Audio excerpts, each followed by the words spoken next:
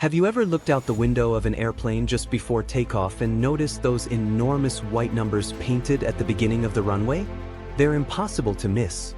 They're often as tall as a two-story house, yet nobody on the plane seems to care.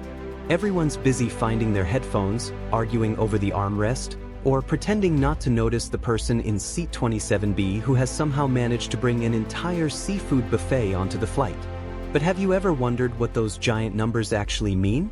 Are they simply runway numbers so airport workers know which strip of pavement they're looking at? Are they painted to help pilots count how many runways the airport has? Or are they secretly a scorecard telling pilots how well the last landing went? Runway 27. Not bad, but let's aim for a 9.5 next time. Fortunately, none of those are true. Those huge numbers are some of the most important markings in aviation. Without them, pilots could line up on the wrong runway, take off in the wrong direction, or, in extreme cases, attempt to land where another aircraft is already preparing to depart. Welcome to Past in Plain Sight. Today, we're uncovering the surprising history behind the giant numbers painted on airport runways.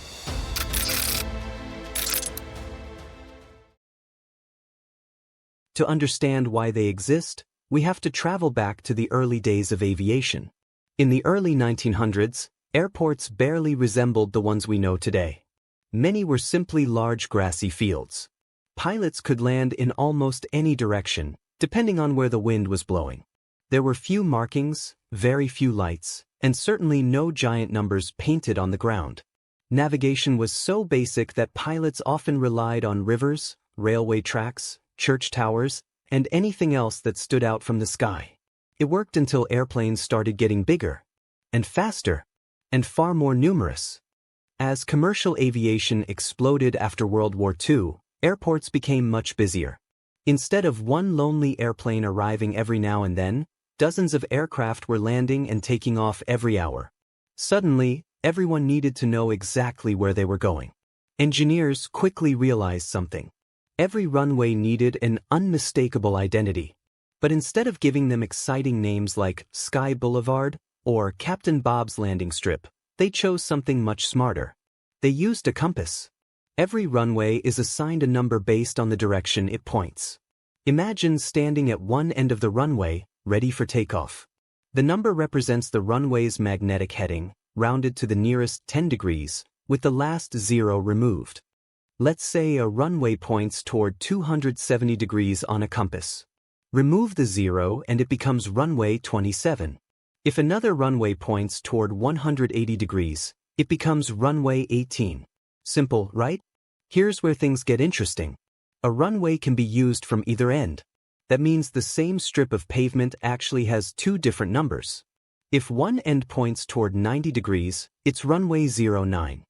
Walk to the opposite end, turn around, and you're now facing 270 degrees. Suddenly, the exact same runway becomes runway 27. It's like you're street-changing names every time you turn around, except in aviation, that actually makes perfect sense. But why make the numbers so enormous? Because pilots aren't strolling toward them. They're approaching at speeds that would earn you a lifetime driving ban on the highway. During landing, aircraft can be traveling well over 150 miles per hour. Pilots need to identify the correct runway quickly, often from thousands of feet away or in poor weather. Tiny numbers would be about as useful as printing highway signs in 6-point font. The giant markings allow pilots to instantly confirm they're lined up with the correct runway before their wheels ever touch the ground. And that's more important than you might think. There have been several incidents throughout aviation history where pilots accidentally lined up with the wrong runway, or even a taxiway that wasn't meant for takeoff at all. Thanks to standardized markings, air traffic control procedures, and cockpit technology, these mistakes are usually caught before disaster strikes. The runway numbers are one of several visual cues that help crews verify they're exactly where they should be. If you enjoyed this video, be sure to leave a like, subscribe to Past in Plain Sight, and join us next time as we reveal another fascinating piece of history. Thanks for watching, and we'll see you in the next one.